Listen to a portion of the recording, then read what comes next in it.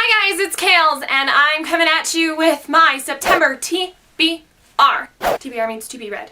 If you're new to this channel or booktube in general and any of the lingo, TBR, to be read. Easy enough. I read 13 books last month in August, mostly due to the wonderful booktube-a-thon that happened, so I'm gonna try and keep it smaller this month. One of the things that I do want to mention on this TBR is that my goal in the next rest of the year is to try and read as many books that I own that I haven't read yet, and I'm gonna do a separate video on what all of those books are, because there's a lot of them and we're just gonna kind of like cycle through them. But that's not this video. This video is gonna tell you what I'm gonna plan to read in the month of this September. We'll start off with one of the books that I've already started reading, and that is Heart's Blood by Juliet Marillier. I really need to learn how to pronounce her name. Casey, help me out here. Why I mentioned Casey over at A Basket Casey Reads was because she was the one who recommended this to me, because she and I both found out that we love Beauty and the Beast, especially Beauty and the Beast retellings, and I was like, can you give me some that I can read? And she was like, this book, this one, this one, this one, and it's called Heart's Blood. This young girl, Katrin, I call it Katrin, is a wordsmith and a scribe,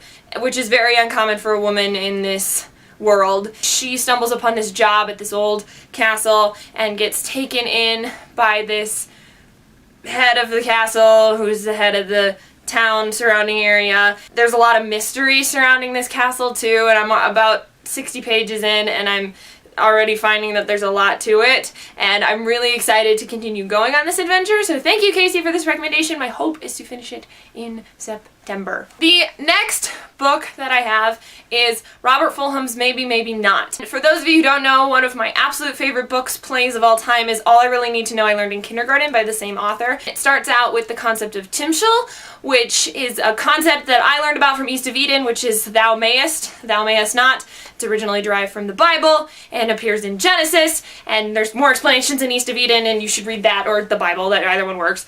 It's just a Hebrew word, so you're not going to get it in like the new translation. But this book starts out with the concept of Timshel and the ideas of being able to have choice and free will, and so I was like, oh my gosh, my two favorite books had a baby, because there's the concept that I love from East of Eden, written by one of my favorite authors. What? This exists? I'm so excited to actually read it, and it's a little short, and it's nonfiction, and I've been on a nonfiction kick for like 2-3 months now. I'm broadening my horizons, which is exciting, so I'm very interested to read this book. The next book that I want to finish reading that I've already started is The Miniaturist, and I'm listening to that on audiobook right now, and I heard about it by Reagan over at Peruse Project. She and I have a lot of similar taste in books. It's set in like the 1600s in Amsterdam. Who writes books about the 1600s in Amsterdam? It's about this 18-year-old girl who gets married off to this man, and he gives her this dollhouse as a wedding gift that sort of emulates their house and then magically starts emulating their life. I haven't gotten that far yet, but it's really interesting, and I'm very excited to see where this is going. The last book that I have on my list with tentative others to add to the September TBR is Throne of Glass by Sarah J. Maas. I'm into it, guys. I'm about 50% of the way through already. I'm still hesitant.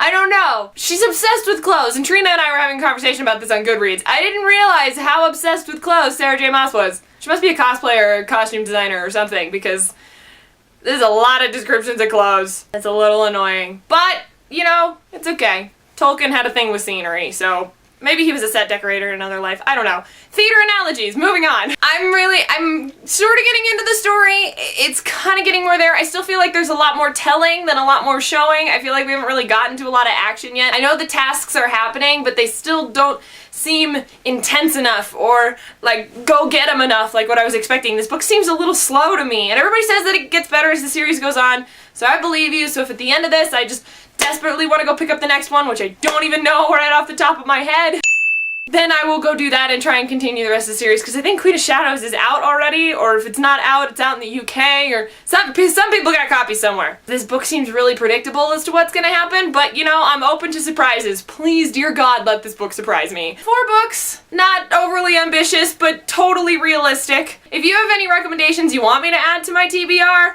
or if you have any comments about the books that I plan on reading for my TBR, let me know down in the comments below. I'd love to hear from you guys as always. Until next time, bye! Are you under the bed? I think my dog is under my bed. The next, really, Lily? Like, I think you're under the bed. I gotta get you. Are you okay? Lily? puppy. Hi, you're under the chair. Come here, puppy. I'm not normally one to put the dogs on the camera, but she was hiding. Are you okay? Poor baby. This is Lily. She's a family dog. Okay, I'll put you down now. Sorry, you went down. My bad.